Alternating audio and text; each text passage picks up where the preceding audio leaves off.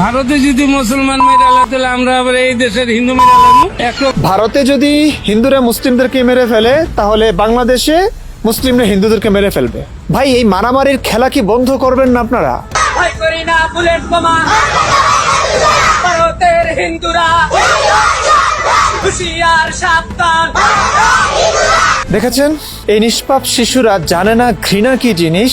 তারা জানে না ভারতের হিন্দুরা আসলে কি করেছে, কি দোষ করেছে, তাদের বিরুদ্ধে কেন খেপিয়ে তোলা হচ্ছে নিষ্পাপ শিশুদেরকে। আমি এই জিনিসটা জানি না, আমি নিজেও বুঝি না।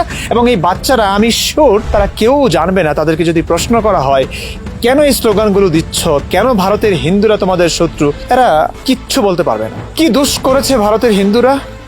একটা ভিডিও দেখেছি আজকে, খুব ব্যথিত হয়েছে, ভারাক্রান্ত হয়েছে। মাদ্রাসার নিষ্পাপ শিশুরা, যারা জানে না ধর্মের মানে কি, যারা জানে না তাদের নবী কেমন ছিলেন, চারপাশ থেকে ভালোবাসায় বেড়ে ওঠা এইসব নিষ্পাপ শিশুদের মনে ঘৃণা ঢুকিয়ে দেওয়া হচ্ছে কি জঘন্যভাবে। দেখুন ভিডিওটা।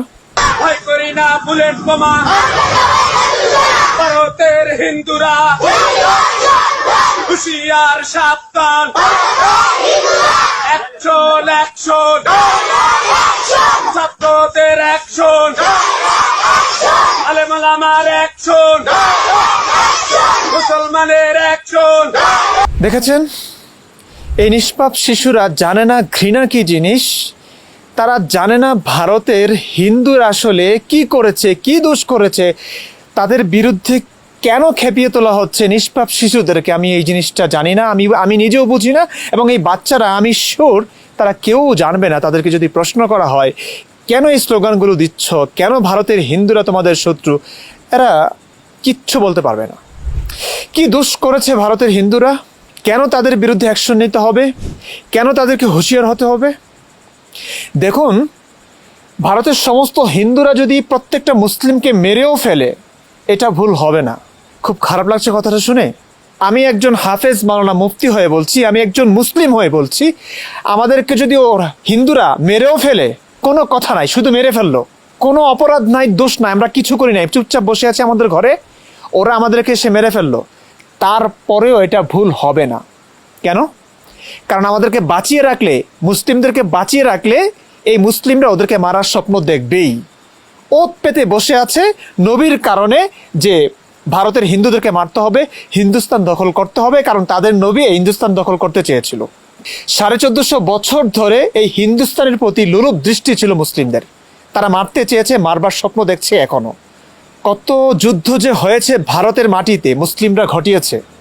কেন? নবীর কথায়। নবীর কথায় তারা ওত পেতে বসে আছে ওদেরকে মারার জন্য। এখন আপনি যদি জানেন যে এই মানুষটা আপনাকে মারবেই, এই মানুষটা আপনাকে মারবার স্বপ্ন দেখছে, কি করবেন আপনি? এই মানুষটাকে বাঁচিয়ে রাখলে তো আপনি মরবেন ভাই। তাই মানুষটাকে মেরে ফেলা আমার কাছে মনে হয় না অন্যায় হবে, অপরাধ হবে। এবং পৃথিবীর কোনো আদালতই মনে হয় না এটাকে খুব বেশি জঘন্যতম অপরাধ হিসেবে চিহ্নিত করবে, মনে হয় না। তারপরে আমি ঘৃণা চাই না, তারপরে আমি মৃত্যু খেলা দেখতে চাই না, আমি যুদ্ধ দেখতে চাই না। সেই কারণে এই কথাগুলো বলছি।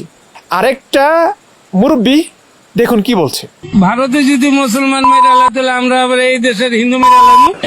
ভারতে যদি হিন্দুরা মুসলিমদেরকে মেরে ফেলে তাহলে বাংলাদেশে মুসলিমরা হিন্দুদেরকে মেরে ফেলবে। ভাই, এই মারামারির খেলা কি বন্ধ করবেন না আপনারা? এই মারামারির প্রশ্ন কোত্থেকে আসছে ভাই? ভারতের হিন্দুরা মুসলিমদেরকে কি করছে? ভারতের জনসংখ্যা কত? মোট জনসংখ্যার 80% হচ্ছে হিন্দু, 115 কোটি। 2023 সালের হিসেব অনুযায়ী ভারতে 115 কোটির বেশি হিন্দুর বসবাস। সেখানে মুসলিমদের সংখ্যা কত? মাত্র 20 কোটি। এখন বাংলাদেশের প্রশ্নে আসি। বাংলাদেশে মুসলিম কত পার্সেন্ট মোট জনসংখ্যার? 91। মোট জনসংখ্যার 91%, অর্থাৎ 15 থেকে 16 কোটি। সেখানে হিন্দুদের সংখ্যা কত? মাত্র 1,31,00,000। এখন চলুন একটা হিসেব করি। বাংলাদেশে এই 16 কোটি মুসলিমদের কাছে হিন্দুরা কতটা নিরাপদ আছে, আর 115 কোটি হিন্দুর কাছে 20 কোটি মুসলিম কতটা নিরাপদ আছে? একটু হিসাব করুন আপনারা। আমার কথা বিশ্বাস করবার দরকার নেই, আপনারা একটু ভারতের দিকে তাকান আর বাংলাদেশের দিকে তাকান। এই 16 কোটি মুসলিমদের কাছে 1,31,00,000 মানুষ নিরাপদ নয়। আরে মুসলিমদের কাছে তো ভাই মুসলিমরাই নিরাপদ নয়, ওরাই তো ওদেরকে মেরে ফেলছে। নবীর নামে সত্য কথা বলছে, কটূক্তি হচ্ছে, মারছে। ওই মুসলিম হিন্দু থেকে মুসলিম হয়েছে তখন খুশি, অপূর্ব পাল অপূর্ব রাহাত। যাই হোক, মুসলিম হয়েছে খুশি, সে যখন ইসলাম জানলো বুঝলো তখন ঘৃণা করতে শুরু করলো, কোরআনে পা রাখলো, অবমাননা করলো, তখন তাকে মারবার জন্য উঠে পড়ে লেগেছে। কেন? সে কোরআনকে অবমাননা করেছে, তখন তাকে আবার হিন্দু বানিয়ে দিয়েছে তাকে। আচ্ছা যা হোক, মুসলিমদের কাছে মুসলিমরাই নিরাপদ নয়, মুসলিমদের কাছে হিন্দুরা তো নিরাপদ নয়। 1450 বছর আগের একজন মানুষের কথাই ওরা প্রত্যেক যুগে হিন্দুস্তানের প্রতি ওদের লোলুপ দৃষ্টি, ওদেরকে মারবে, ওদেরকে দাসদাসী বানাবে, হিন্দুস্তান দখল করবে।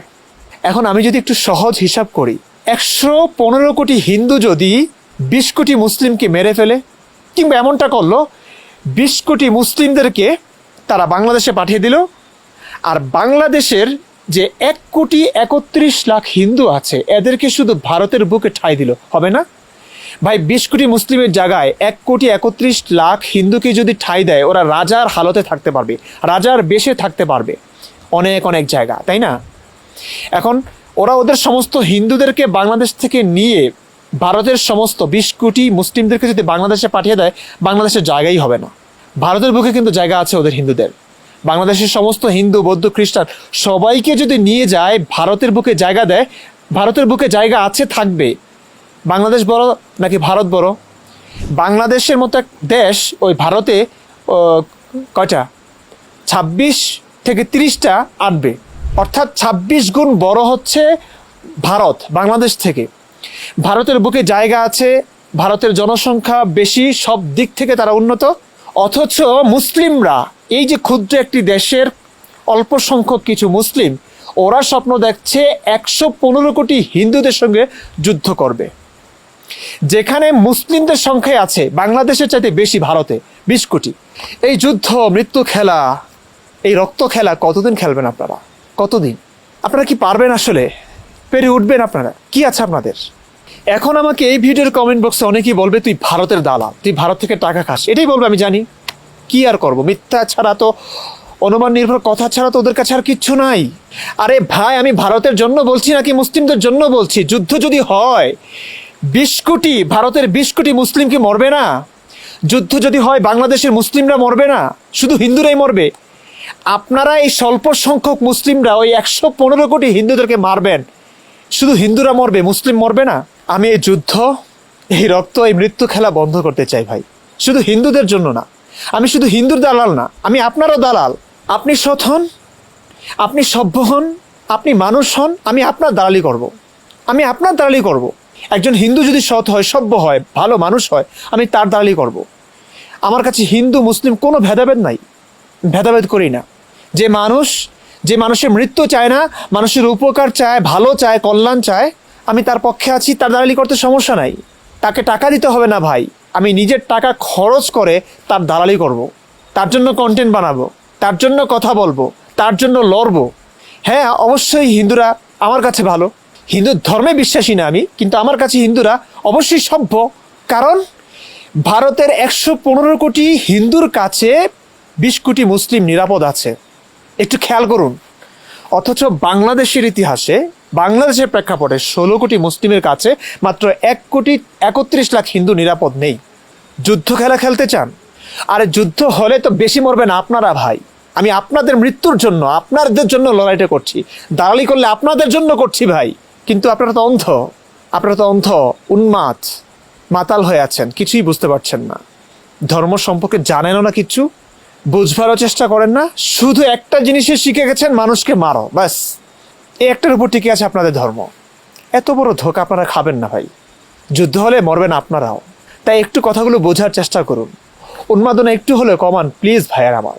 এই নিষ্পাপ কচিকাঁচা শিশুর মস্তিষ্ক জুড়ে আপনারা ঢুকিয়ে দিচ্ছেন ঘৃণার বিষ বাষ্প। মানা যায়? আজকে এই ব্যাপারটি যদি আমি মানতে না পারি, তাহলে আমি ভারতের দালাল হয়ে গেলাম। আর কি বলবো, আর আমি আপনাদেরকে আর কিভাবে বোঝাবো? একটু তো বুঝুন, একটু তো বুঝবার চেষ্টা করুন। ভালো থাকুন, সুস্থ থাকুন, আপনাদের নিরাপত্তা বেশি কামনা করছি আমি।